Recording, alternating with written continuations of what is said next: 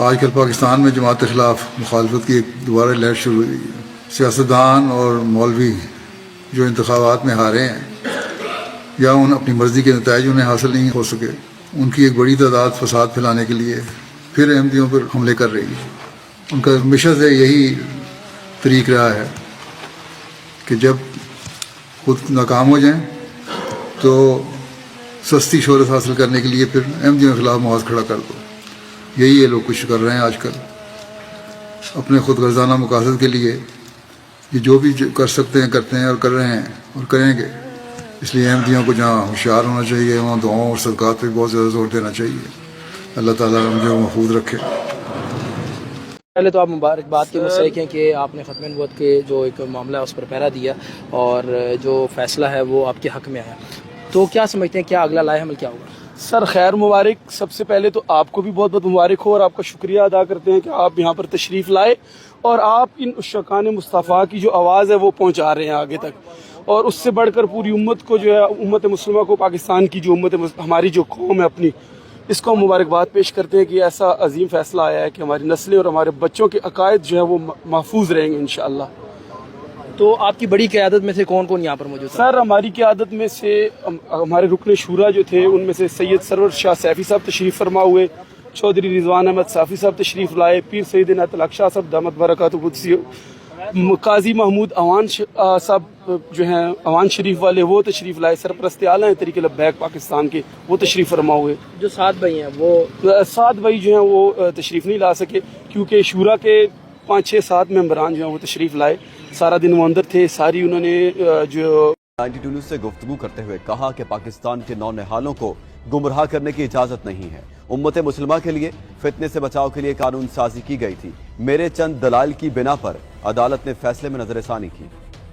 کہیں بھی لوگوں کو کافر نہیں بنایا جا سکتا اور ان کو دوزخ کا ایندھن بنانے کی انہیں اجازت نہیں، اور اسلامیان پاکستان کو کے نونہالوں کو گمراہ کرنے کی انہیں اجازت نہیں۔ تو یہ در حقیقت ایک امت مسلمہ کے فائدہ کے لیے قانون سازی کی گئی تھی۔ اس کا مقصد اور اس کی روح یہی تھی کہ اس فتنہ کا سدباب ہو۔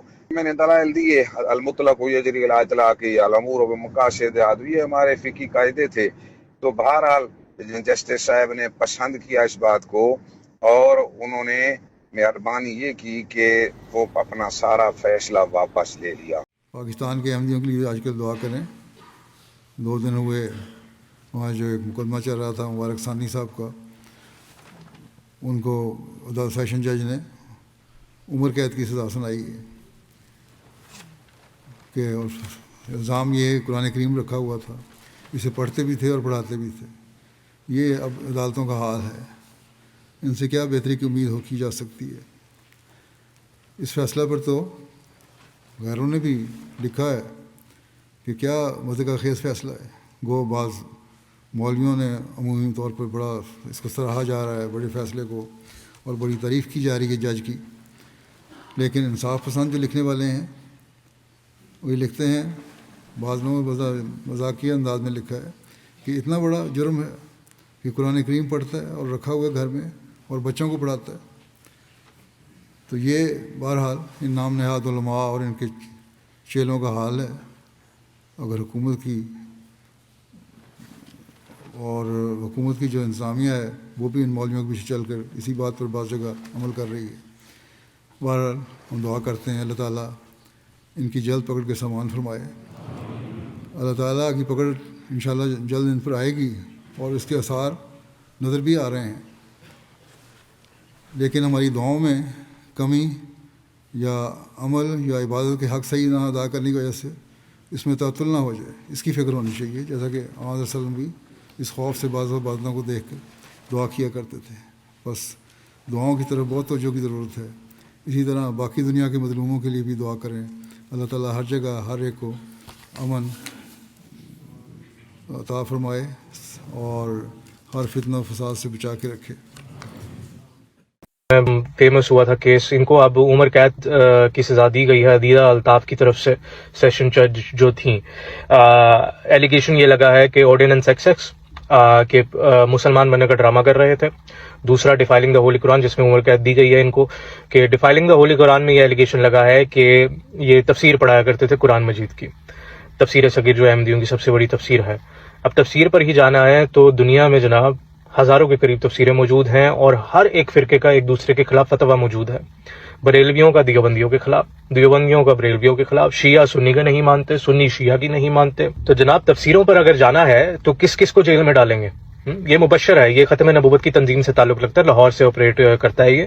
یہ اللہ کی نظر میں ایک رینگتا ہوا کیڑا ہے جو جلد کچلا جائے گا. یہ ٹک ٹاک اور یوٹیوب پر روز فلانٹ کرتا ہے کہ یہ میرے پاس مرزا صاحب کی کتاب پڑھی ہے، یہ مرزا صاحب، میرے پاس ہر مرزا صاحب کی کتاب پڑھی ہے. یہ کیسر راجہ جس غار سے ویڈیو بناتا ہے اس کے پاس بھی کتابیں پڑھی ہیں. طاہر اشرفی کا جو بھائی ہے جو چھاپے پڑھواتا ہے احمدیوں کے گھروں میں صرف اس بنا پر کہ ان کے گھر میں قرآن مجید موجود ہے یا ان کی کتب موجود ہے، اس کے گھر میں بھی احمدیوں کی کتابیں پڑھی ہیں. اب سوال یہ پیدا ہوتا ہے کہ احمدیوں سے کہتے ہیں کہ آئین کی پاسداری کرو، اور احمدیوں کی جو کتابیں ہیں وہ خرید و فروخت کرنا اور گھر میں رکھنا یا اس کو پڑھنا اٹس اے کرائم، پی پی سی کے انڈر آتا ہے یہ. لیکن یہ ملا یہ ہر روز ٹک ٹاک پہ یوٹیوب پہ فلانٹ کر رہے تھے کہ ہاں ہمارے پاس تو کتابیں پڑھی ہیں، لیکن کسی اور کے پاس اگر پڑھی ہو تو ادھر چھاپے پڑھوائے جاتے ہیں. اس سے صاف ثابت ہوتا ہے کہ پروپیگنڈا ہے، انفارمیشن کنٹرول ہے. اور آپ کو تفسیر صغیر وارے پڑے گی بھی نہیں. آپ کو وہ تفسیریں وارے پڑتی ہیں جس میں یہ لکھا ہو کہ جن درختوں پر بیٹھے ہیں اڑ رہے ہیں، آسمان پھٹ رہے ہیں، انسان جو ہیں وہ اڑ رہے ہیں اور حوریں کمروں سے نکل رہی ہیں. یہ تفسیر ہو بندہ سٹا مارتے ہوئے لاہور کے کسی ڈھابے پہ بیٹھ کے اپنے دوستوں کو بتائے کہ یار میں تجھے بتاتا ہوں قرآن میں کیا لکھا ہوا ہے. یہ بات ہے نا اصل. اور جب تک ان سے کاؤنٹر کوسچن نہیں ہوگا، جیسے ابھی مولانا طارق جمیل کا آیا تھا انٹرویو جس میں رپورٹر ان سے پوچھ رہا ہے کہ جو آپ نے روایت یہ حوروں کی اور یہ ساری کہاں لکھی ہیں، سورس دیں مجھے، دلیل دیں. اب یہ مجھے صحیح مسلم صحیح بخاری میں مل جائے گی لائبہ؟ نہیں، یہ صحیح مسلم صحیح بخاری میں نہیں ہے، نہیں، قرآن میں بھی نہیں ہے، یہ دیکھو نا، رسول نے بھی نہیں بتایا. رسول نے نہیں بتایا تو میں اپنے آپ لگوایا. یہ کاؤنٹر کوسچن جب تک نہیں ہوں گے، کیونکہ ان کی ٹریننگ ہی نہیں ہے کہ ان سے کوئی کاؤنٹر کوسچن کر سکے. ان کو مدرسوں میں یہ ٹریننگ نہیں دی جاتی. ان کو مدرسوں میں یہ بتایا جاتا ہے کہ اونچی اونچی خطاب کرنا ہے، اور اگر کوئی بولے تم سے کاؤنٹر کوسچن کرے، گستاخی کا فتویٰ لگاؤ اور باہر دے کر پھینکو اس کو. ایک احمدی مبارک ثانی صاحب جو ہیں بڑا فیمس ہوا تھا کیس، ان کو محمد شریف, the head of the Ahmadiyya Muslim community. We want to thank you. Yes, we want to thank you. You help our community in India. Thank you very much. You are very close to Ahmadiyya. Yes, we know that you help. Thank you. You make history in India. Great. Thank you very much. Muslim community के मंत्री के नेता साफ तौर पर उन्होंने उम्मीद जाहिर की प्रधानमंत्री से, कहा कि हमें उम्मीद है कि आप भारत में हमारी कम्युनिटी का ख्याल रखेंगे. आपने हमारी कौम का काफी ख्याल रखा है. मुस्लिम नेता ने आगे भी उम्मीद जाहिर की. उन्होंने मोदी का स्वागत करते हुए कहा कि हमें काफी उम्मीद है कि आप हिंदुस्तान में हमारी कम्युनिटी का इसी तरीके से ख्याल रखेंगे. प्रधानमंत्री को उन्होंने शुक्रिया कहा. प्रधानमंत्री ने भी बदले में गुजरे हुए 100 साल की तारीख गवाह है, साए की तरह साया फिगन हम पे खुदा है. गुजरे हुए 100 साल की तारीख गवाह है, साए की तरह साया फिगन हम पे खुदा है.